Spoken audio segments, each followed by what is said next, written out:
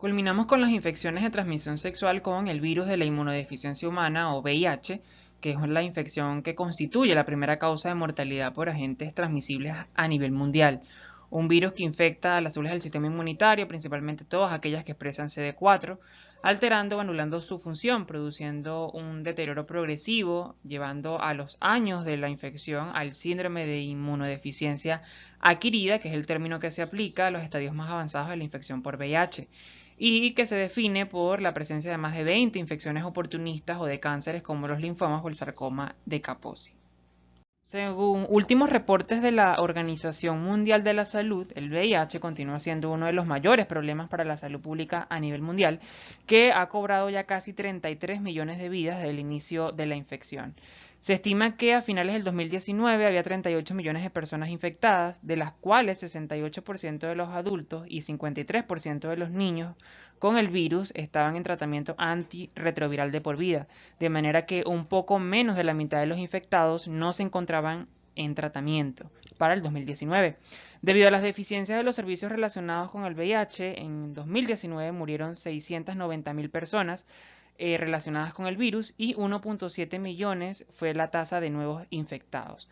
Aunque no existe cura para la infección por el VIH de momento, el tratamiento con los antirretrovirales eficaces permite mantener controlado el virus y previene la transmisión a otras personas en un nuevo concepto empleado por ONU-SIDA denominado indetectable intransmisible.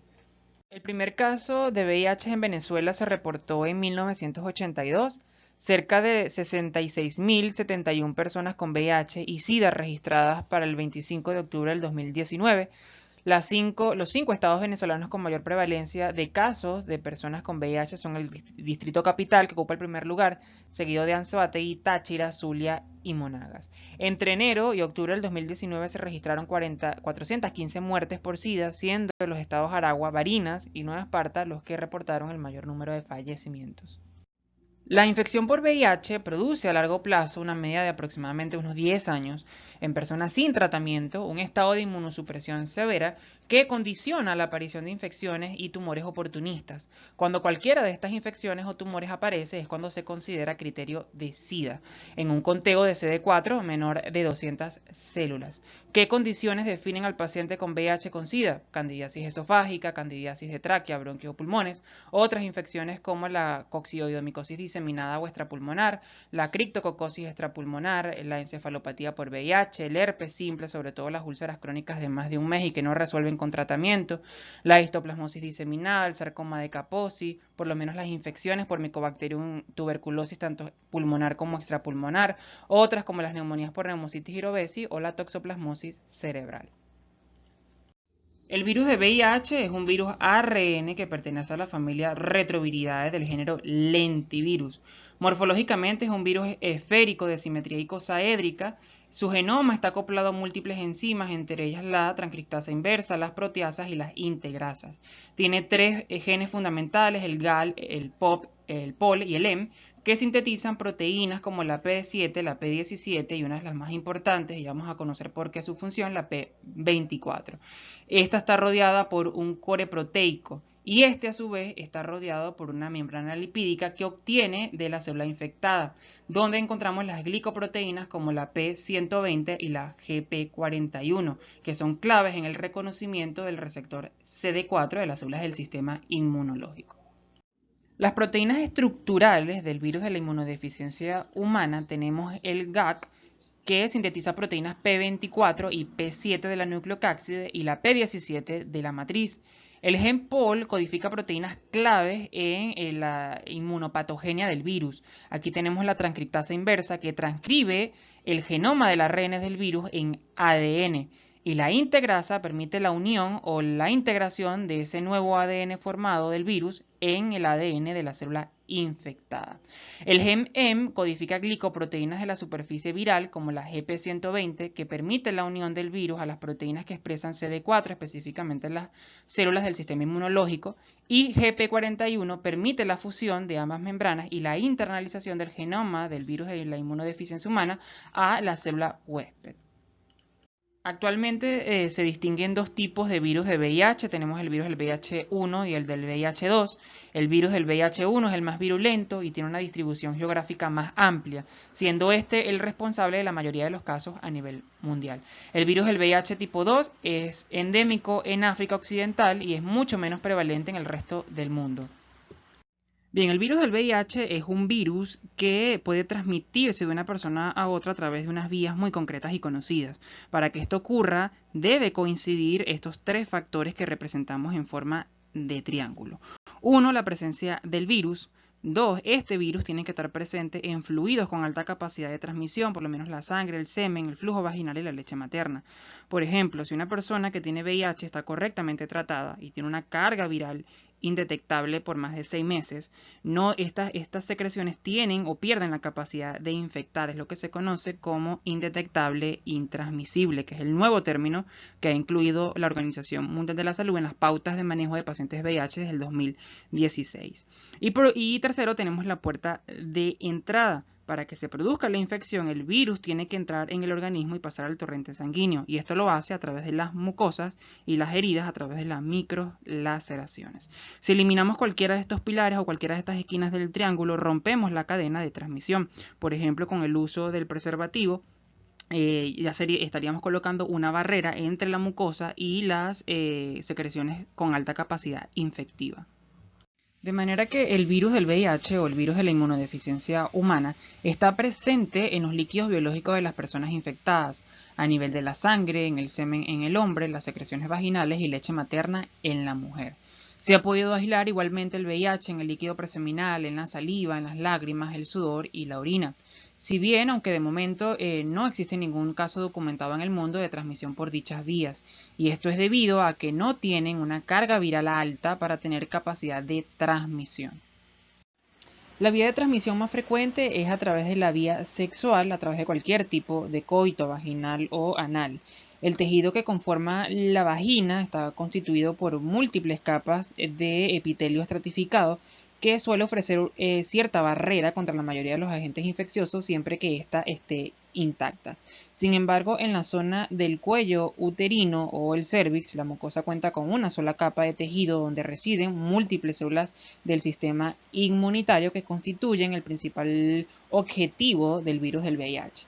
En el caso del ano, esta también está recubierta por una mucosa, sin embargo, se calcula que esta es un poco más delgada que la vaginal y corre más riesgo de irritarse o sufrir microabrasiones durante las relaciones sexuales. Por este motivo, el sexo anal sin protección implica un riesgo de transmisión del VIH muy superior al sexo vaginal. La parte interna del pene, del prepucio, es una mucosa que está constituida por una delgada capa de células que carece de un recubrimiento de queratina y por ello es mucho más susceptible. En el caso de la mucosa de la boca, a menos que haya encías sangrantes, úlceras, cortes o llagas, es más resistente a la infección que las otras mucosas mencionadas, además que la saliva contiene enzimas o inmunoglobulinas como la inmunoglobulina A que pueden llegar a destruir el virus, y los fluidos generalmente permanecen muy poco tiempo en la boca debido a que éstas o se tragan o se escupen. En este contexto, los factores que aumentan el riesgo de transmisión sexual son el coito anal, especialmente el receptivo, debido a las características de la mucosa anal que comentábamos anteriormente, una carga viral elevada, sobre todo la que se observa en la infección aguda por VIH o la primoinfección o estadios avanzados, durante la menstruación, infección oportunista concurrente en curso o otras infecciones de transmisión sexual concurrentes, sobre todo las ulcerosas como las que comentamos en la clase anterior, como el sífilis o el herpes genital. Cuando se tiene una infección de transmisión sexual, el organismo envía células del sistema inmunitario a la zona genital para intentar combatir la infección. Este mecanismo es beneficioso frente a las infecciones de transmisión sexual, pero puede facilitar que se produzca la transmisión por VIH, ya que estas células inmunitarias son las que necesita el virus para instalarse y reproducirse. Por otro lado, los factores que disminuyen el riesgo de transmisión sexual tenemos el uso del preservativo, lo comentábamos al inicio de la clase. El condón, tanto peniano como vaginal, evita el contacto de la mucosa con las secreciones con alta carga viral como el semen o las secreciones vaginales. La carga viral baja, sobre todo en pacientes con tratamientos antirretrovirales. Recuerden el término recientemente incluido como indetectable intransmisible, que vamos a explicar más adelante. Y por último, la circuncisión. La parte interna del prepucio también puede encontrarse una elevada concentración de células susceptibles de ser infectadas por el VIH, lo que hace que el riesgo de transmisión sea mayor. Es por ello que la circuncisión produce la desaparición o la aparición de un tejido cicatrizado con más contenido de queratina, con lo que junto a los cambios de la flora bacteriana pudiesen explicar el efecto protector de la circuncisión frente a la infección por VIH, que se ha visto reflejado en diversos estudios al respecto. La transmisión por sangre, hemoderivados y trasplantes de órganos supuso un gran problema al inicio de la pandemia. Actualmente esta vía es excepcional al realizarse a todas las donaciones un estudio para descartar infección por VIH en el donante. No obstante, no se puede eliminar del todo el riesgo de transmisión dado que el donante puede estar en periodo de ventana. Y además la tecnología actual no puede detectar viremias demasiado bajas menores a 50 copias por mililitro. El riesgo estimado es de 1 por cada 725.000 a 835.000 donaciones para transfusiones sanguíneas. El virus del VIH es un virus que tiene poca capacidad de sobrevivir fuera del organismo. El tiempo en el que permanece activo o con capacidad infecciosa depende mucho de la temperatura, la humedad y del pH del medio, inactivándose al cabo de unos minutos. El riesgo de transmisión ocupacional del VIH en sanitarios, es decir, personal médico, por pinchazo accidental con aguja contaminada es de solo el 0.3% y por contacto con mucosas de 0.09%, mucho menor que para el virus de la hepatitis B, que era del 30%, y virus de la hepatitis C del 3%. En una gota de sangre seca, por ejemplo, el VIH ha perdido completamente toda la capacidad de infección. Esto no significa que no sea buena idea manipular este tipo de sustancias biológicas sin tomar precauciones, ya que hay otros virus que tienen mucha más capacidad de supervivencia, por ejemplo, el virus de la hepatitis C o virus de la hepatitis B. Como medio de prevención, preexposición, es fundamental la adopción de medidas de precaución universal en todos los pacientes que estén hospitalizados en una sala de cuidados intermedios en los que no tengamos serología evidente. De manera que si el personal sanitario tuvo contacto directo con secreciones procedentes de un paciente sospechoso con serología positiva, como el pinchazo accidental con aguja hueca. En este caso debemos dar profilaxis posexposición, la cual consiste en 1. El lavado de la herida con agua a chorro y antisépticos en todos los casos. Y solo vamos a dar antirretrovirales como el ácido budina y la lamivudina si ocurre alguna de las siguientes circunstancias. Si el caso fuente es VIH positivo confirmado por serología, la aguja es hueca y contiene restos de sangre y el contacto con sangre es importante. Por último, tenemos la transmisión vertical, es decir, de la madre al feto. Fíjense que la transmisión materno-fetal es un problema muy importante en el tercer mundo y suele suceder a lo largo de todo el embarazo, el parto o la lactancia, siendo el periodo de mayor riesgo el periodo perinatal. Ahora bien, entrando a la inmunopatogenia del virus del VIH, fíjense que el primer paso que ha de darse para que el virus pueda infectar a la célula humana es que esté presente en su superficie el marcador CD4, que es reconocido por la proteína de superficie o la glicoproteína GP120 de la envoltura viral. La presencia de CD4 es una condición necesaria, pero no es suficiente. Asociada a CD4, al receptor, ha de estar presente el correceptor, que será CCR5 o CXCR4 dependiendo de la célula diana. De tal manera que tras interaccionar GP120 al receptor o al marcador CD4, se despliega uno de sus dominios para interaccionar con el correceptor, permitiendo la internalización del virus a la célula, donde se libera la transcriptasa inversa y genera una copia de ADN del virus que se integra al ADN del huésped, proceso facilitado por la integrasa del virus. Por lo tanto, todas las proteínas estructurales y accesorias del virus se replican con cada replicación que realiza la célula, desde donde emergen nuevos viriones e infectan nuevas células del sistema inmunitario que van a tener el receptor o el marcador CD4. Entonces tenemos que CD4 es reconocido por la glicoproteína de la envoltura viral GP120 y dependiendo del correceptor presente en la superficie habrá predilección por un linaje u otro. Así tenemos que el correceptor CXCR4 está presente en los linfocitos T CD4, mientras que el correceptor CCR5 está presente en las células del sistema monocítico macrofágico, dentro de las que se incluyen la microglía, las células de Kupffer, que son los macrófagos hepáticos, monocitos y macrófagos. Y las células más importantes para la inmunopatogenia del virus del VIH son las células dendríticas, también conocidas como células de Langerhans de la piel y las mucosas, debido al contacto sexual estrecho con las superficies sexuales y por ello son las primeras células en infectarse. Continuando con la inmunopatogenia del virus de la inmunodeficiencia humana, tenemos que tras la infección aguda se produce un estallido de replicación viral no controlada, que se traduce en un pico máximo de viremia en paralelo con un descenso del número de CD4, que ocasionalmente desciende por debajo de 200, pudiendo desarrollarse incluso en esta primera fase de la infección patología oportunista, pero es una situación un poco habitual. Ya vamos a ver más adelante que las infecciones oportunistas son mucho más frecuentes en estadios avanzados de infección por VIH. El sistema inmune consigue en las semanas siguientes y gracias fundamentalmente a la acción de los linfocitos CD8 y células B contener la replicación viral, produciéndose un descenso de la carga viral y una recuperación de las cifras del linfocito CD4 en sangre periférica. Tras esta fase correspondiente a la infección aguda, se entra entonces en una fase de latencia clínica donde el paciente está asintomático y que puede durar muchos años en que las cifras de CD4 van descendiendo progresivamente en ausencia, escúchese bien, en ausencia de tratamiento antirretroviral. Bien, esquemáticamente lo que comentábamos en la diapositiva anterior, fíjense cómo durante la infección aguda, es decir, la primoinfección que se produce luego del contacto con el virus, se observa un aumento o un pico de replicación viral no controlada en paralelo a un descenso de los valores de CD4.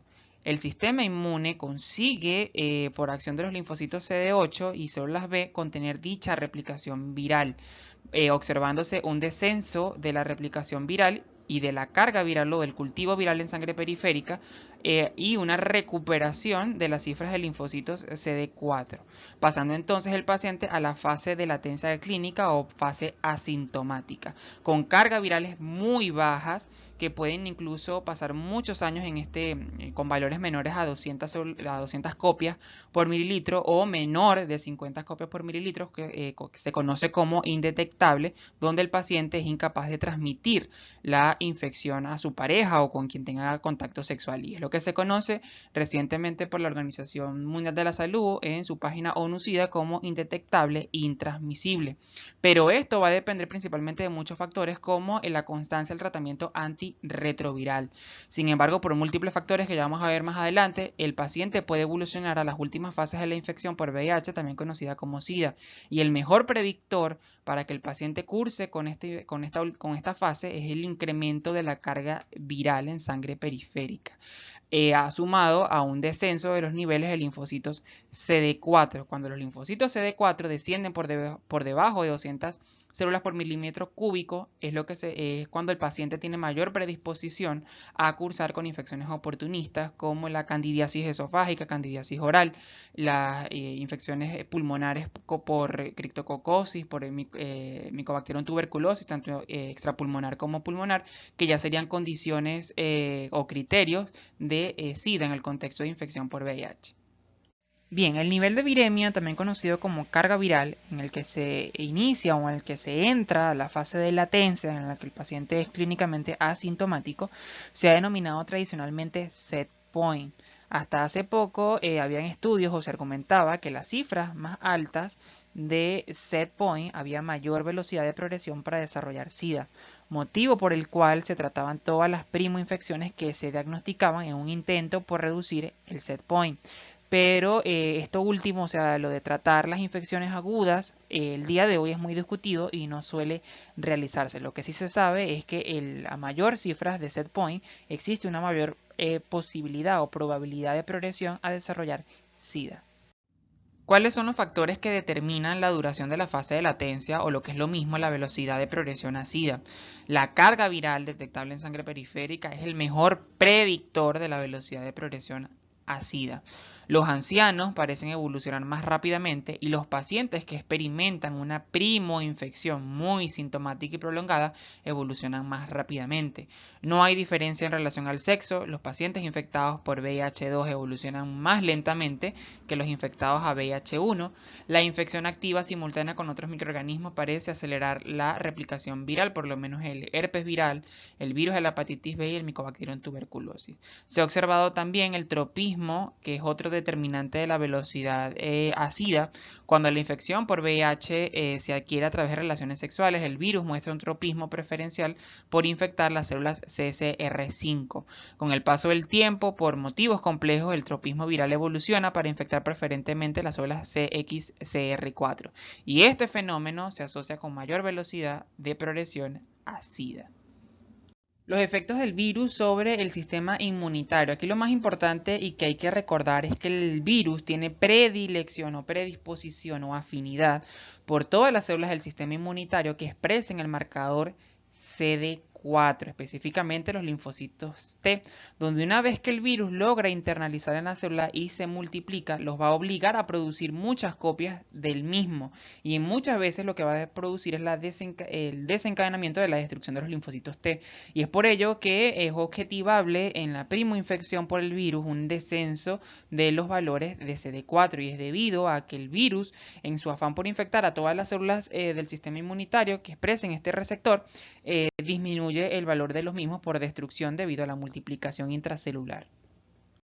Los CD8 o los linfocitos CD8 son el principal mecanismo de defensa contra la infección por VIH, destruyendo las células CD4 infectadas y disminuyendo o limitando la progresión de la infección. Recuerden que los linfocitos CD8 inicialmente durante la primoinfección son los que controlan dicha replicación viral y la mantienen estable. Tras la primoinfección alcanzan niveles supranormales y permanecen elevados durante la fase de latencia clínica para disminuir finalmente en las etapas avanzadas de infección por VIH. El VIH, por otro lado, induce la activación anormal de las células B y la consecuencia es la producción de hipergamaglobulinemia, la disregulación inmunitaria y la tendencia a la generación de autoanticuerpos. Además, hay un defecto funcional con respuesta de anticuerpos deprimida ante la inmunización con antígenos proteicos y polisacáridos. Los efectos a largo plazo del virus sobre el sistema inmunitario: tenemos daño inflamatorio de tejidos linfáticos y disfunción del timo, fibrosis de nódulos linfáticos mediado por el factor de crecimiento beta, disminución del linfocito CD4 a nivel de la mucosa intestinal, lo que pudiese incrementar el riesgo de infecciones a nivel gástrico, infiltrado inflamatorio, linfocítico, daño de la membrana, atrofia vellosa, hiperplasia de las criptas. La barrera gastrointestinal sufre entonces un severo daño estructural inmunológico con apoptosis de los enterocitos. Y el receptor PD1 pudiese causar una muerte programada que se ha descrito recientemente como regulador negativo de las células T. Antes de comentar los métodos diagnósticos empleados para infección de VIH, tenemos que tener en cuenta dos conceptos importantes. Por un lado, diferenciar qué son los anticuerpos y qué son los antígenos. Los anticuerpos, recuerden que son todos aquellos elementos que son producidos por el sistema inmunitario, específicamente las células B, en presencia del virus en el cuerpo, en este caso hablando de infección por el virus de inmunodeficiencia humana. Y por lo general estos anticuerpos suelen tardar más tiempo en aparecer. En el caso del VIH aparecen aproximadamente después de las 6 semanas y siempre están presentes a las 12 semanas, es decir, tienen una sensibilidad muy alta después de los 3 meses del contacto. En el caso de las pruebas de detección de antígenos por VIH, recordemos que los antígenos son glicoproteínas estructurales o proteínas estructurales de la envoltura del virus. El antígeno que más se usa para infección por VIH es la proteína P24, también conocida como antígeno P24.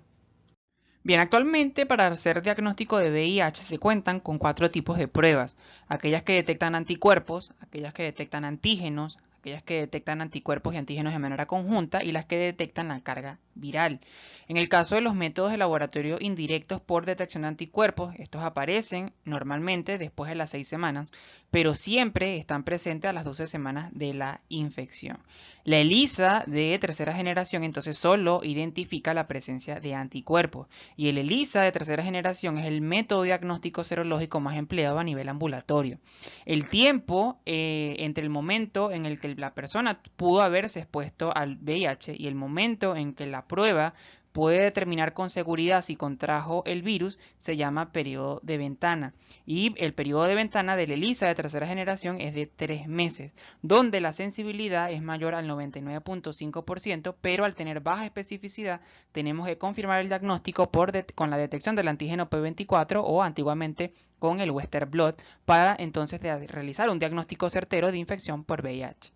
Los métodos de laboratorio directo determinan la presencia de elementos específicos del virus como el antígeno P24, por lo que estas pruebas resultan positivas al poco tiempo del contagio cuando el virus empieza a circular en sangre, acortando el periodo de ventana a 2 semanas, cuya principal indicación es la confirmación de un síndrome de VIH agudo o también conocido como primo infección, cuando el resto de las pruebas serológicas, es decir, una ELISA de tercera generación, sería aún negativa. Los métodos directos para detección de antígenos y anticuerpos de manera simultánea es también denominada ELISA de cuarta generación, que determina la presencia del antígeno P24 y anticuerpos contra el VIH tipo 1 y el VIH tipo 2, acortando el periodo de ventana desde las 2 semanas hasta después del día 28 del contacto. Por último tenemos la detección de la carga viral. La carga viral consiste en medir la cantidad de ARN del virus del VIH en un volumen concreto de sangre y el resultado se informa como número de copias de VIH por mililitro de sangre. Estas son útiles para confirmar el diagnóstico en algunos casos, como el VIH agudo o durante la primoinfección, en la que la serología es aún negativa, es decir, la ELISA de tercera generación es aún negativa. Pero su principal utilidad está en la posibilidad de detectar un pronóstico inicial según el viral set point. Recuerden que la carga viral con la que entra el paciente al periodo de latencia es un factor pronóstico, si este es elevado, a mayor velocidad de progresión a SIDA. Y además determina nos permite monitorizar entonces la efectividad de la terapia antirretroviral. Es decir, si con la terapia antirretroviral la carga viral es baja, quiere decir que la terapia está haciendo efecto. Además, es tan sensible y específica, ¿por qué? Porque permite detectar el ARN del VIH hasta desde 50 a 75 copias por mililitro de sangre. Y es la prueba ideal para detectar primoinfección. ¿Por qué? Porque es positiva en la primera semana con una sensibilidad mayor del 100% y una especificidad del 97%. Anteriormente, la prueba de elección para diagnóstico de VIH era el Western blot. Sin embargo, esta prueba quedó relegada por lo menos con el uso de las pruebas de detección de antígeno P24. El Western blot es una metodología en la cual las distintas proteínas víricas, es decir, las glicoproteínas de la membrana, se separaban en función de su peso molecular mediante electroforesis. Y una vez que estas hacían presencia en el papel, entonces nos permitía a nosotros hacer el diagnóstico confirmatorio de infección por VIH. Detectaba anticuerpos frente a las glicoproteínas de la envoltura, como las GP160, las 120, las GP41, las GP20 y proteínas enzimáticas como la P66, P51 y P311. Definimos día 1 como el día de la exposición, es decir, el día en el que el paciente tuvo contacto con una persona con serología positiva o con infección activa por VIH. Fíjense cómo los métodos diagnósticos más sensibles y específicos para confirmar una primoinfección tenemos la determinación de la carga viral, que puede detectar a la mayoría de los pacientes después del día 7 o después de la primera semana del contacto. Y la determinación del antígeno P24, que es positiva después de las 2 semanas o del día 16. Por su parte, la prueba de ELISA de cuarta generación o la prueba de detección de antígeno anticuerpo detecta el 95% de los pacientes después del día 28. El resto de las pruebas, es decir, el ELISA de tercera generación, que ojo, es la prueba de laboratorio más empleada a nivel hospitalario. ¿Qué quiere decir esto? Que cuando ustedes le indican a cualquier paciente que se realice una serología serología, lo que le están indicando es una ELISA de tercera generación. Y lo que tenemos que nunca olvidar es que el periodo de ventana de la ELISA de tercera generación es de 3 meses. ¿Qué quiere decir? Que después de los 3 meses de la exposición, la prueba permite detectar a casi el 100% de las infecciones. Por lo que si un paciente se hace en una ELISA de tercera generación, o un mes o 2 meses después de la exposición, esta prueba le va a dar falsamente negativo. Por otro lado, si el ELISA de tercera generación le da positivo, tenemos que confirmar el diagnóstico con otras pruebas más específicas como la determinación del antígeno P24 o la determinación de la carga viral en sangre. Respecto al algoritmo diagnóstico de infección por VIH, lo primero que vamos a indicarle al paciente es una serología con una ELISA de tercera generación, que es el ELISA VIH. Si el ELISA es positiva, el laboratorio repite la muestra 2 veces. Si la muestra sigue siendo positiva, nosotros tenemos que confirmar el diagnóstico con pruebas más específicas, como una ELISA de cuarta generación o la determinación del antígeno P24. Si la prueba es positiva, tenemos un diagnóstico de confirmación de infección por VIH. El PCR también es una prueba que puede utilizarse, sin embargo, al ser muy costosa, no suele estar disponible para el público en general, por lo que no la comenté en las técnicas diagnósticas. Si el ELISA, la segunda ELISA o cualquiera de estas pruebas es negativa, tenemos que volver a testar al paciente en 3 a 6 semanas. En el caso del ELISA, porque el periodo de ventana es de 3 meses, y en el caso de estas pruebas, si el paciente tiene antecedentes de promiscuidad sexual o factores de riesgo para infección por VIH, como uso de drogas por vía parenteral. En el caso de que el ELISA, la primera prueba, sea negativa, tenemos que utilizar el mismo criterio anterior, volver a testar en 3 a 6 semanas debido al periodo de ventana o si el paciente tiene factores de riesgo para infección por VIH.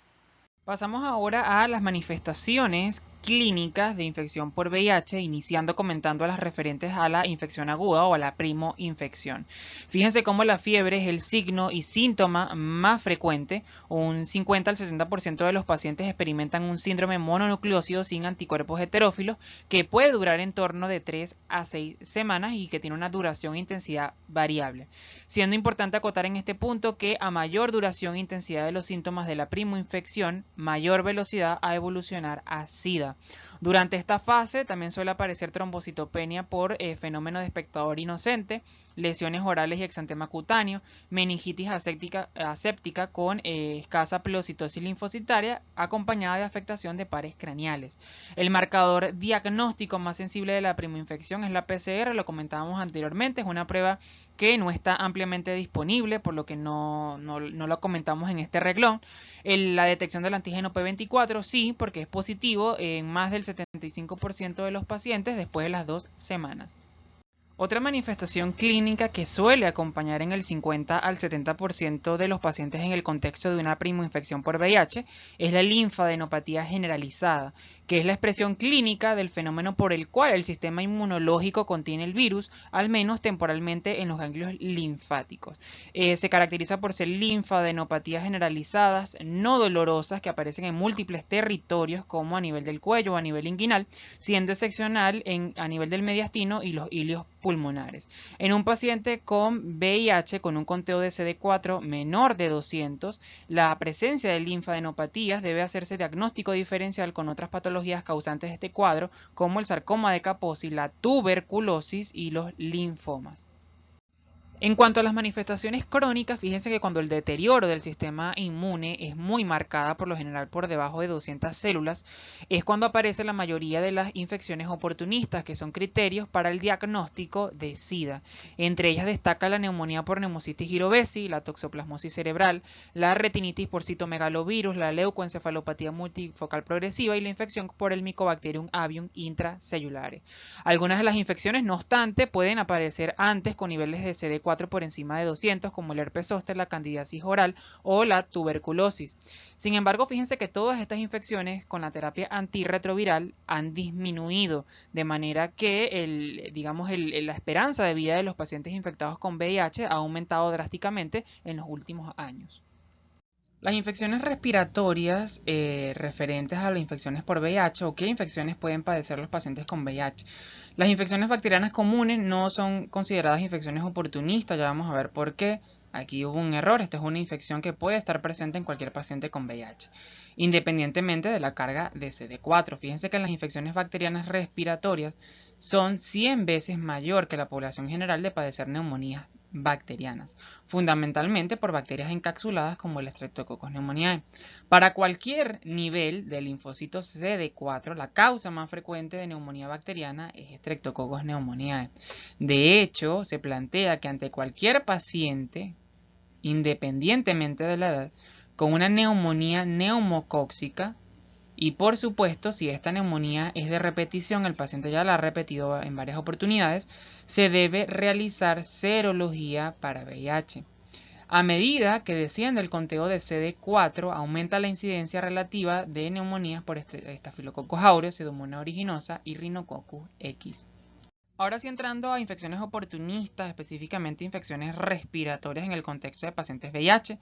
Fíjense que la totalidad de los pacientes infectados por VIH que presentan una neumonía por Pneumocystis jirovesi tienen menos de 200 CD4. Clínicamente cursan con un cuadro subagudo de semanas de evolución con febrícula o fiebre, tos no productiva seca, molestias retroesternales, astenias y en fases avanzadas pueden presentar más o menos disnea. En un caso típico, lo común es encontrar en la radiografía de tórax un infiltrado intersticial bilateral y siendo muy infrecuente el derrame pleural. El diagnóstico de una neumonía por Pneumocystis jirovesi en el paciente con VIH se establece a menudo de forma indirecta a través de la visualización del hongo en tinciones de metenamina de plata o ginza, o bien con inmunofluorescencia de muestras de esputo, lavado bronquialveolar, biopsia transbronquial o pulmonar abierta. Cualquiera de las siguientes circunstancias constituye un factor de mal pronóstico en una neumonía por Pneumocystis jirovesi. La bilateralidad en la radiografía de tórax, una neumopatía estructural asociada, insuficiencia respiratoria, si el episodio es recurrente, si el gradiente alveolo arterial de oxígeno es mayor de 30 milímetros de mercurio o si tenemos un conteo de CD4 menor de 50. El tratamiento de una neumonía por Pneumocystis jirovesi en el contexto de pacientes con VIH se hace con cotrimoxazol, que es una terapia combinada con trimethoprim, sulfametoxazol, también conocido en nuestro país como Bactron. Y este tratamiento se da durante 3 semanas. Luego que el paciente ha resuelto la infección por Pneumocystis jirovesi, debe mantener el tratamiento de forma indefinida, como tratamiento de mantenimiento de la infección latente, también conocida como profilaxis secundaria. La profilaxis primaria, es decir, aquella que se realiza para evitar la infección por primera vez, se realiza con Bactron o trimethoprim sulfametoxazol en cualquier paciente con menos de 200 CD4. Recordemos que la práctica totalidad de los pacientes con un conteo de CD4 pueden presentar una neumonía por Pneumocystis jirovesi, o lo que es igual a todos los pacientes con Pneumocystis jirovesi tienen un conteo de CD4 menor de 200. Si también tienen candidiasis oral o fiebre inexplicada de más de 2 semanas de evolución. El patrón típico de la neumonía por Pneumocystis jirovesi en la radiografía de tórax, no olvidar, es el patrón intersticial bilateral. No es neumonía por Pneumocystis jirovesi si aparece derrame pleural o adenopatías iliares. Y recuerden que en el diagnóstico no es útil la serología ni el cultivo. Generalmente el diagnóstico suele realizarse a través de métodos indirectos como la coloración de metenamina de plata o ginza. Del tema de tuberculosis, recordamos que 1/3 de las muertes relacionadas con el SIDA se asocian a tuberculosis o al Mycobacterium tuberculosis, que es la causa más frecuente de muerte por agente infeccioso en el VIH, que acelera la progresión de la infección llevando a SIDA. Por otra parte, una persona con infección tuberculosa latente con PPD positivo que adquiere la infección con VIH tiene un riesgo anual de desarrollar tuberculosis activa, por lo que todos los pacientes infectados con VIH con infección tuberculosa latente acaban antes o después reactivándose, a menos que reciban tratamiento para la infección latente con isoniazida. La tuberculosis aparece de forma relativamente precoz en el curso de la infección por VIH con una media de linfocitos CD4 de 326, a diferencia del resto de infecciones oportunistas que son criterios de SIDA donde aparecen cuando el conteo de CD4 es menor de 200. En estos pacientes, en el momento del diagnóstico, el 60 al 80% tienen una enfermedad pulmonar, es decir, el Mycobacterium tuberculosis se localiza principalmente en los pulmones. Del 30 al 40% tienen enfermedad extrapulmonar o diseminada. Recordar que el Mycobacterium tuberculosis también es un criterio de SIDA. Este siempre debe ser el diagnóstico diferencial o debe hacerse el diagnóstico diferencial con cualquier entidad en el paciente con VIH, específicamente aquellos que presentan fiebre, masas en estudio o poliadenopatías. Recordar que el diagnóstico de tuberculosis en el paciente VIH se ve dificultado debido a la mayor frecuencia de la negativización de la baciloscopia en esputo, hasta el 40% de los casos de tuberculosis confirmados por cultivo, la presencia de hallazgos radiológicos atípicos, ausencia de granulomas y la prueba PPD suele ser negativa debido a la alergia que sufren estos pacientes en estadios avanzados. Ahora pasamos a las infecciones oportunistas que afectan principalmente el aparato digestivo. Tenemos la candidiasis oral, que supone la infección oportunista más frecuente del paciente VIH. Prácticamente todos la padecen en algún momento de la evolución de la enfermedad, siendo la especie más frecuentemente implicada la Candida albicans, y el tratamiento se realiza con fluconazol vía oral. Recordar que la presencia de candidiasis oral tiene importancia pronóstica, ya que refleja gran depresión del sistema inmune e indica la necesidad de iniciar profilaxis con cotrimoxazol frente a Pneumocystis jirovesi. En el tema de Pneumocystis jirovesi vimos cómo la profilaxis se iniciaba cuando el conteo de CD4 es menor de 200. Si observamos en el paciente candidiasis oral, ya nos estaría indicando una gran depresión del sistema inmunológico, y ya con este criterio podemos iniciar una profilaxis con cotrimoxazol frente al Pneumocystis. La causa más frecuente de esofagitis en el paciente VIH es la Candida albicans. La presencia de candidiasis oral concomitantemente en un paciente con disfagia debe asumirse el diagnóstico de esofagitis por cándida. La candidiasis esofágica se considera un criterio de SIDA a diferencia de la candidiasis oral. A la endoscopia se visualizan las placas blanquecinas a lo largo de todo el esófago, y donde el tratamiento de elección se realiza con fluconazol. En este contexto, o en un paciente con odinofagia, otra de las posibilidades es la presencia de úlceras esofágicas. De estas, más del 45% son por citomegalovirus, donde la característica fundamental de estas lesiones es que son generalmente únicas y muy grandes, y en un 5% de los casos se deben a herpes virus, donde son múltiples y pequeñas. Ante un paciente infectado con VIH que presente diarrea, deben recogerse muestras para cultivo bacteriano, 3 muestras para estudio de parásitos y búsqueda de toxina de Clostridium difficile. La causa más frecuente de diarrea en el paciente con VIH son causadas aquellas por protozoos, donde el primer microorganismo tenemos el Cryptosporidium, que aparece con un conteo de CD4 menor de 300 células. Esta infección puede complicarse con colecicitis y colangitis, para la cual no hay tratamiento efectivo.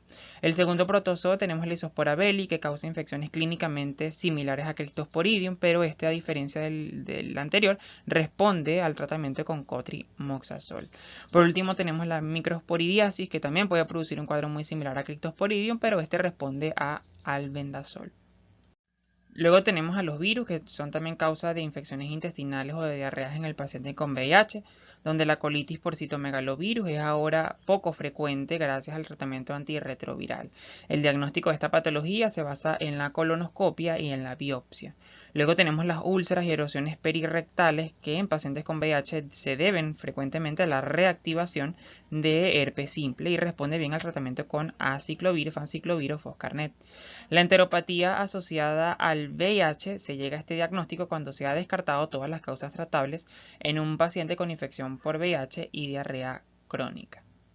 Bien, ahora pasamos a las enfermedades neurológicas, donde prácticamente todos los pacientes infectados con VIH desarrollan en algún momento de su evolución alguna complicación neurológica. De estas, las infecciones oportunistas, encontramos el primer microorganismo, que es la toxoplasmosis, seguida de la criptococosis, otros como la leucoencefalopatía multifocal progresiva, el citomegalovirus, el sífilis y el Mycobacterium tuberculosis. Tenemos a las neoplasias también, como el linfoma primario del sistema nervioso central o el sarcoma de Kaposi, o aquellas que se presentan como consecuencia directa de la infección por VIH, donde tenemos la meningitis aséptica, que suele asociarse principalmente a un cuadro de primoinfección, y la encefalopatía por VIH. Otras, como la mielopatía o la neuropatía periférica, también son frecuentes con afectación neurológica en el paciente con VIH. La meningitis aséptica se ve fundamentalmente en el contexto de una primoinfección afectando al 5 al 10% de los pacientes, pudiendo ser por tanto negativa la serología para VIH, sobre todo la ELISA de tercera generación, debiendo realizarse ante la sospecha otras técnicas diagnósticas para primoinfección como la PCR o el antígeno P24. La afectación de pares craneales como el quinto, el sexto o el octavo es más frecuente en la meningitis aséptica por VIH que en otras meningitis virales. La meningitis criptococóxica, que es la causa más frecuente de meningitis en el paciente infectado con VIH, el cuadro se presenta habitualmente cuando las cifras de CD4 son menores de 100. En la primoinfección por el hongo suele producirse por inhalación y este se disemina hematógenamente sembrándose en todos los órganos. Clínicamente, lo habitual es que el cuadro clínico no se presente como un síndrome meningio florido, es decir, no está presente la triada clásica de la meningitis como lo es la fiebre, la cefalea y la rigidez de nuca. Es decir, estos cuadros por lo general no están presentes de manera conjunta para nosotros hacer un diagnóstico clínico de la triada de meningitis, por lo que suele ser más frecuente los cuadros incompletos y sutiles, por lo que siempre debemos sospechar de meningitis criptococóxica en presencia de fiebre y mínima cefalea o alteración del estado de la conciencia con o sin otros síntomas asociados. En cuanto a las técnicas de imágenes cerebrales para el diagnóstico de meningitis criptococóxica, estas no suelen mostrar alteraciones patológicas reseñables donde las lesiones ocupantes de espacios intracraneales son infrecuentes. La clave para el diagnóstico entonces está en el examen o en el estudio del líquido cefalorraquídeo, que suele mostrar discreta pleocitosis linfocitaria y en la mitad de los casos hipoglucorraquia. Siendo estas alteraciones más sutiles en el paciente VIH que en pacientes no VIH. La tinta china suele mostrar estructuras en huevo frito debido a que la gruesa cápsula no se tiñe y esto es muy subjetivo de criptococcus en un porcentaje elevado de casos y lo comentábamos en el temario del parcial pasado de micosis oportunistas. El antígeno criptococóxico por técnicas de lisa o látex es detectable en el líquido cefalorraquídeo en el casi el 100% de los casos, por lo que es una técnica muy sensible para diagnóstico de meningitis criptococóxica en el paciente VIH. El diagnóstico definitivo se establece por cultivo y el tratamiento se realiza con anfotericina B más fluocitocina vía endovenosa durante 2 semanas. La lesión ocupante de espacio intracraneal más frecuente en el paciente con VIH es la toxoplasmosis cerebral, siendo esta la infección oportunista más frecuente del sistema nervioso central y ocurre de manera casi exclusiva en pacientes con conteo de CD4 por debajo de 200 células, a partir de la reactivación de focos latentes de toxoplasmosis intracerebral. El paciente infectado con VIH, la presencia de lesiones ocupantes de espacio intracraneales hipodensas con captación de anillo tras la administración de contraste en la TAC o en la resonancia magnética cerebral debe hacernos pensar como primera posibilidad de diagnóstico en una toxoplasmosis cerebral. Clínicamente suele manifestarse con fiebre más focalidad neurológica variable en función a su localización, siendo la causa más frecuente de focalidad neurológica en pacientes infectados con VIH. En la radiografía, en la TAC que observamos adyacente, vemos cómo son lesiones hipodensas con captación de anillo y son múltiples, localizadas en diferentes puntos a nivel del encéfalo. El diagnóstico de toxoplasmosis cerebral se plantea siempre que encontremos una LOE, una lesión ocupante de espacios intracraneales hipodensas con captación de contraste de anillo en la TAC, con las características que vimos anteriormente. Y esto sería la sospecha clínica, debido a que el tratamiento, el diagnóstico de seguridad o el diagnóstico definitivo se hace por biopsia cerebral, pero como esta no suele realizarse de manera rutinaria, entonces en la práctica clínica el planteamiento habitual frente a una LOE con las características antes señaladas es establecer tratamiento empírico, realizándose el diagnóstico o asumiendo el diagnóstico si se resuelve el cuadro clínico. Pero ¿qué circunstancias también nos podían disminuir la probabilidad de que sea una toxoplasmosis cerebral? Si tenemos una serología negativa frente a toxoplasma y tenemos lesión única. Recuerden que las lesiones en el contexto de una toxoplasmosis cerebral suelen ser múltiples. En caso de dudas diagnósticas puede realizarse una punción lumbar donde el antígeno de Toxoplasma gondii en el líquido cefalorraquídeo tiene una sensibilidad aproximada del 50%, pero una especificidad del 100%. El tratamiento de elección se realiza con sulfadiazina más pirimetamina. Otra de las causas de lesión ocupante de espacios intracraneales son los linfomas no Hodgkin, donde se ha asociado al 100% de los casos a virus del Epstein-Barr. En este caso debe hacerse diagnóstico diferencial con toxoplasmosis, pensando siempre en el diagnóstico del linfoma no Hodgkin cuando las lesiones ocupantes de espacios tratadas empíricamente como toxoplasmosis no hay mejoría en pacientes con conteo de CD4 menor de 50 y serología negativa frente a toxoplasma. El diagnóstico se hace con biopsia cerebral, siendo positiva en el 100% de los casos para detectar el genoma del virus del Epstein-Barr. El PCR frente al virus del Epstein-Barr en el líquido cefalorraquídeo tiene una sensibilidad aproximada del 90% y una especificidad del 80% en aquellos casos en los que no se pueda biopsiar, por lo que es una técnica que puede realizarse fielmente para realizar un diagnóstico del linfoma no Hodgkin. El sarcoma de Kaposi, que es la neoplasia más frecuente en el paciente VIH, etiológicamente relacionado con el virus herpes humano tipo 8. El sarcoma de Kaposi suele verse en cualquier fase de la infección por VIH, incluso en pacientes con recuento normal de CD4. Suele afectar principalmente la piel, los ganglios linfáticos, el tracto gastrointestinal y pulmón, donde son los órganos más frecuentes afectados por el sarcoma de Kaposi. En relación al tratamiento para pacientes con VIH o pacientes infectados con el virus del VIH, hablamos de antirretrovirales. Tenemos dentro de los antirretrovirales los análogos de nucleósidos, que es la primera clase de retrovirales efectivos contra el VIH.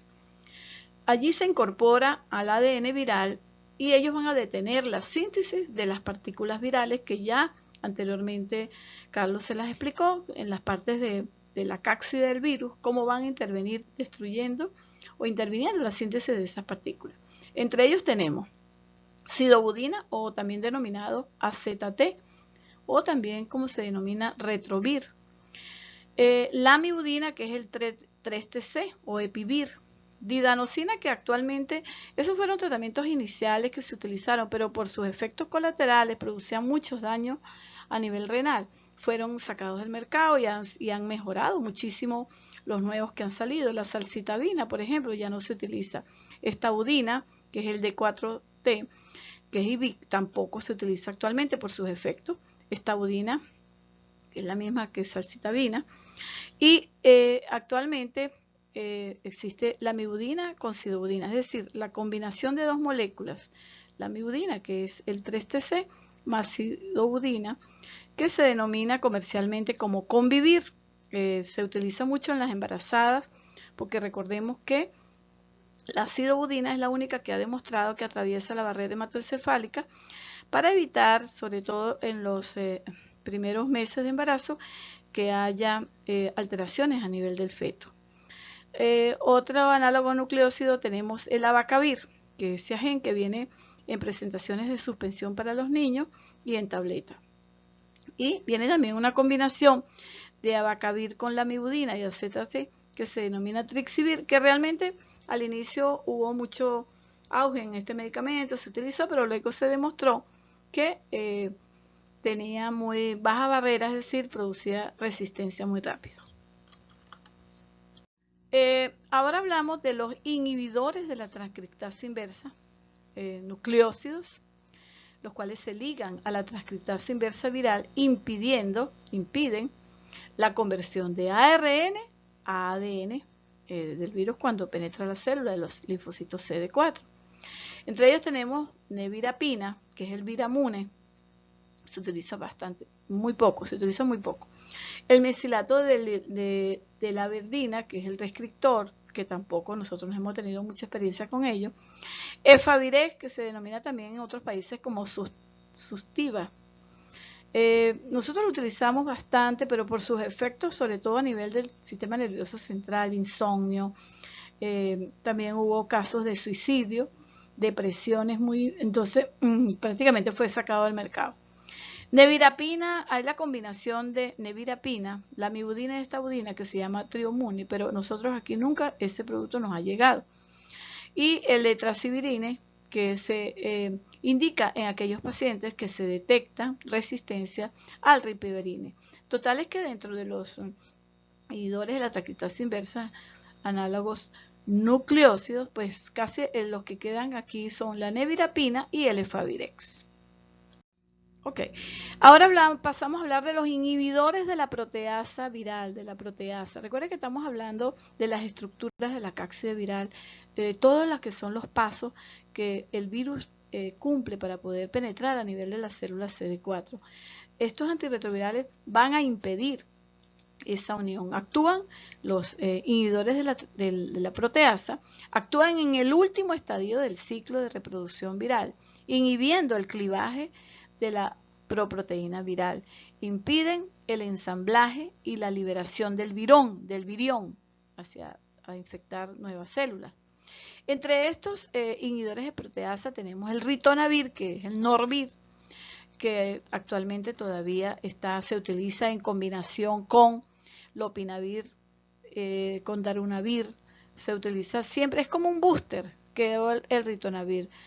Por ejemplo, ustedes han oído hablar de Caletra, viene lopinavir con ritonavir, darunavir con ritonavir, casi raltegravir con ritonavir, o sea, siempre se utiliza combinado como efecto booster.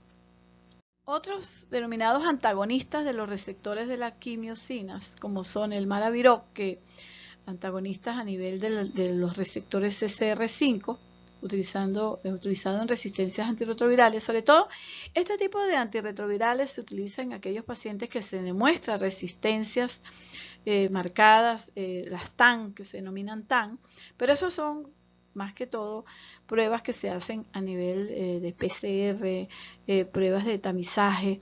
Nosotros no utilizamos, cuando pedimos una prueba para ver las resistencias, pues nos las marcan cuáles son los antirretrovirales, los cuales están resistentes y a cuáles están sensibles. El Vicriviroc y el INCB, realmente estos antirretrovirales pues poco han sido utilizados en nuestro país. Luego tenemos los inhibidores de la integrasa, que es otra de las enzimas que interviene, ¿verdad?, para ayudar a que el virus del VIH penetre a nivel de la célula. Tenemos el raltegravir, hoy por hoy uno de los medicamentos con más actividad, que es bastante utilizado, es activo contra multiresistencias, aunque se está utilizando también como en inicio de terapias, y el vitegravir. Estos son los dos inhibidores de la integrasa. Luego tenemos los inhibidores de la maduración, que es el Verimac, que inhibe el GAT del core viral. Realmente este medicamento nosotros no tenemos experiencia en nuestro país, se está nombrando para que sepan que existe. Hablar de terapia antirretroviral altamente efectiva, o HAR, como se denominó hace muchos años, se trata, este concepto es la combinación de varias familias, por ejemplo, dos nucleócidos con un no nucleócido, o dos nucleócidos con un inhibidor de proteasa, o con un inhibidor de integrasa, o con un inhibidor de fusión, o sea, eso es lo que es altamente efectivo, terapias combinadas. Entre ellos tenemos ritonavir, por ejemplo. Ritonavir es como el booster que va combinado con todo, con lopinavir, ritonavir, abacavir, por ejemplo, lo combinamos con ritonavir, nevirapine con didanosina, etc. Ese es el tratamiento altamente eficaz. Recordemos que este tratamiento es todos los tratamientos que hemos hablado y unos que recientemente actualmente utilizamos uno que se denomina Crystega, que es la combinación de 3-TC, que es la mibudina, tenofovir más dolutegravir. Es una sola tableta al día, tiene pocos efectos colaterales, es bien tolerado. Hay que saber, yo a ustedes no les voy a preguntar estos nombres, porque esto lo maneja casi siempre el infectólogo y lo manejamos en conjunto con la parte donde se tratan los pacientes con VIH. Este tratamiento se da de manera gratuita. El gobierno, el Ministerio del Poder Popular para la Salud, lo distribuye de manera gratuita, se le da al paciente una vez que se tiene el diagnóstico, se hace un examen físico, se le llena una planilla y se le entrega de manera gratuita. Recordar que este es uno de los tratamientos que ha demostrado una eficacia, una detección de la enfermedad como tal. Paciente que inicia el tratamiento precozmente cuando se hace el diagnóstico, ese es un paciente que se va a recuperar inmunológicamente y que va a tener una vida normal como cualquier otra. Eso sí, este es un tratamiento de por vida que el paciente no lo debe dejar de tomar, porque una vez que lo deja de tomar, vuelve a activarse el virus. Recordemos que estos virus están escondidos en los santuarios inmunológicos que aún ahí no penetran el tratamiento antirretroviral, y que una vez que deja de tomar el antiviral, el antirretroviral, va a replicarse nuevamente como si no hubiese tomado nada y se empeora el paciente. Entonces, esta es una de las cosas que ustedes tienen que tener como conocimiento, ¿ok?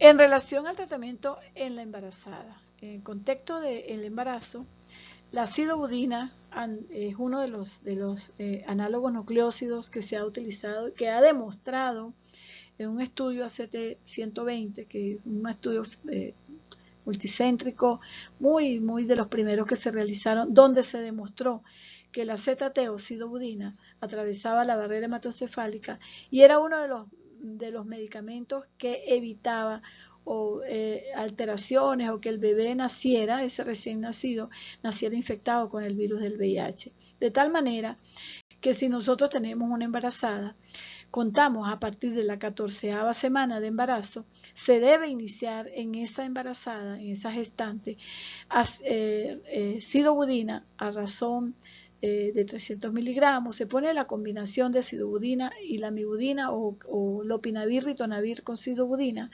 ¿Y esto qué va a hacer esto? Esto va a aumentar o a disminuir las posibilidades de que ese recién nacido se infecte durante el embarazo. Hay otro esquema o otra terapia que se utiliza una vez que la paciente recibió a partir de la 14ª semana los antirretrovirales, se le planifica la cesárea. ¿Por qué cesárea? Porque es una manera de evitar que entre en trabajo de parto para que ese bebé no se ponga en contacto con sangre del canal vaginal o durante el trabajo de parto haya algún contacto de la sangre con la madre y se infecte en el momento del nacimiento. Entonces se programa una cesárea cuando cumple las 38 semanas de gestación, se programa, se interrumpe ese embarazo. ¿Y qué protocolo se utiliza durante la cesárea? A esa paciente se cita y 2 horas, 3 horas antes de iniciar, de pasarla para la sala quirúrgica donde se le va a hacer la cesárea, se inicia la ZT o la sidobudina a razón de 2 miligramos kilogramo peso vía endovenosa la primera hora. Y luego se sigue con 1 miligramo, es decir, la primera hora se colocan 2 miligramos y cuando ya el paciente, ya están en el momento de pinchar el cordón umbilical, debe haber terminado ya esa solución con esa sidobudina, pues no se le deja porque se hace con la finalidad de disminuir la carga viral durante el proceso de la cesárea. Cuando se expulsa el feto, se quita esa solución. Luego, ¿qué pasa? A ese recién nacido se le asigna durante 6 semanas sidobudina, 2 miligramos por kilogramo peso, cada 6 o cada 8 horas. A partir de la 6ª hora de nacido se inicia ese medicamento por 6 semanas, porque a veces le dejan el medicamento hasta por 3 meses. Las primeras 6 semanas va a tomar ese recién nacido sidobudina. ¿Y esto con qué finalidad? Pues con la finalidad de si hubo algún paso de virus a través de la placenta o durante el embarazo o alguna posibilidad de infección intraparto, disminuir esa posibilidad con la sidobudina. Y esto ha demostrado una eficacia.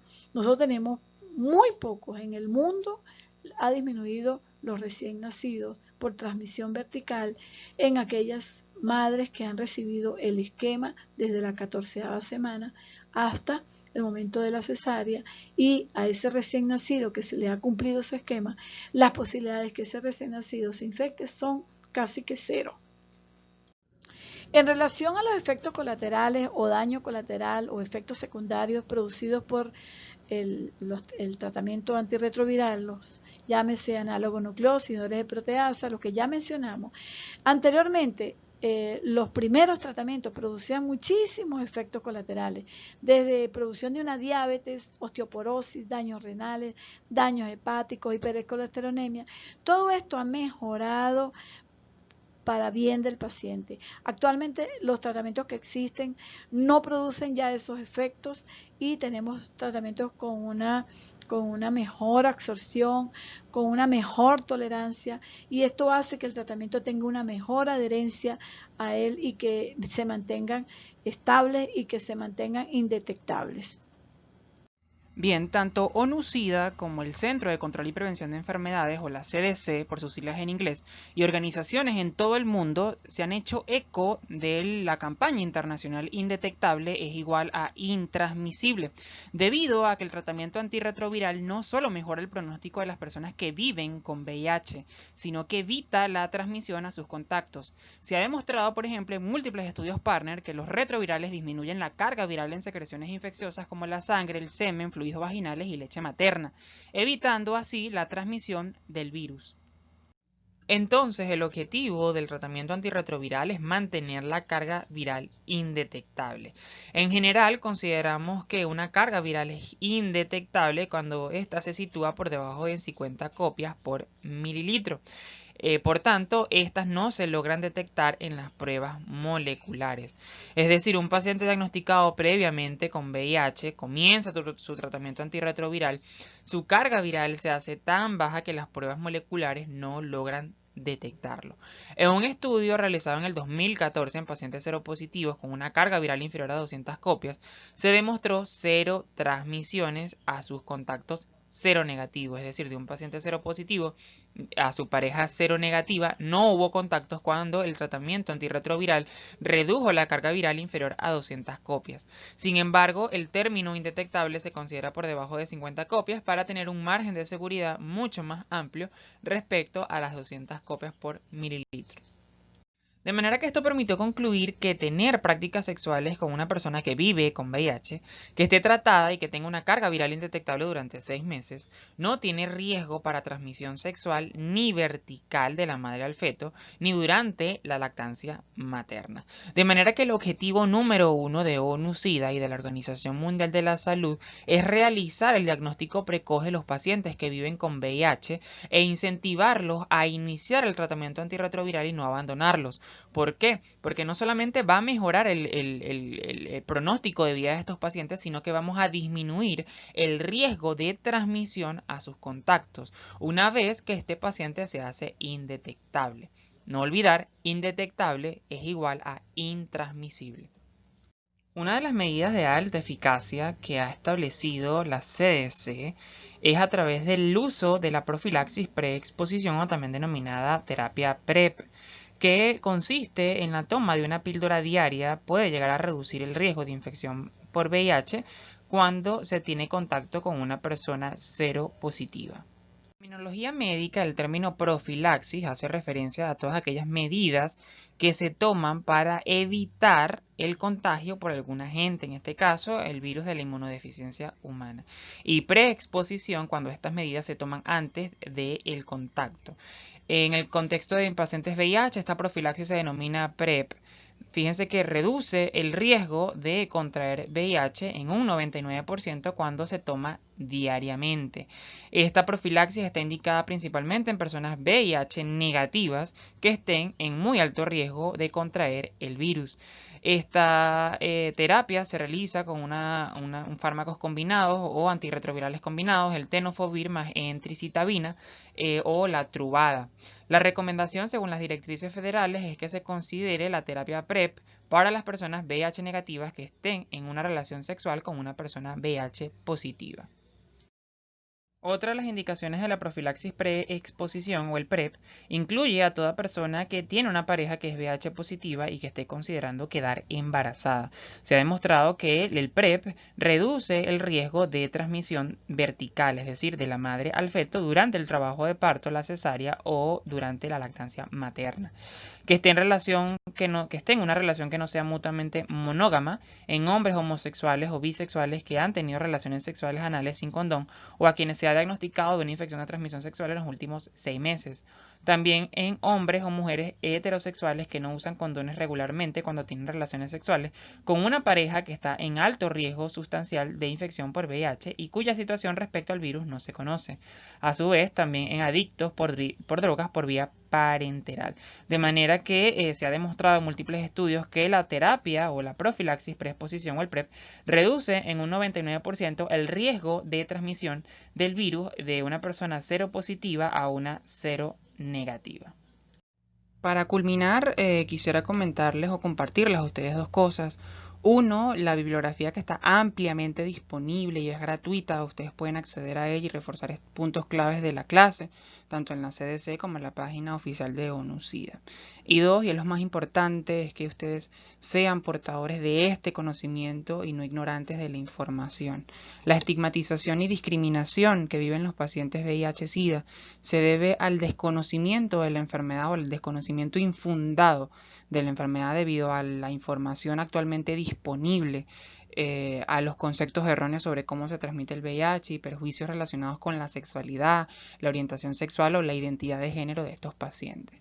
Espero que ustedes como personas ni como médicos repitan este patrón de ignorancia que me tocó a mí presenciar en una oportunidad en mi rotación hospitalaria, donde no se le permitió acceder al oxígeno a 2 pacientes por el simple hecho de tener SIDA y estar en fase terminal, o como todavía hay miedo a tratarlos por ignorancia al contagio, no los tocan, no los examinan o no los interrogan. Con esto solo espero que ustedes sean, como repetía mi profesor de anatomía, la antorcha del conocimiento que alumbra en el bosque de la ignorancia, de la cual desgraciadamente hay muchísima en el gremio médico y hay muchísima en el contexto de VIH.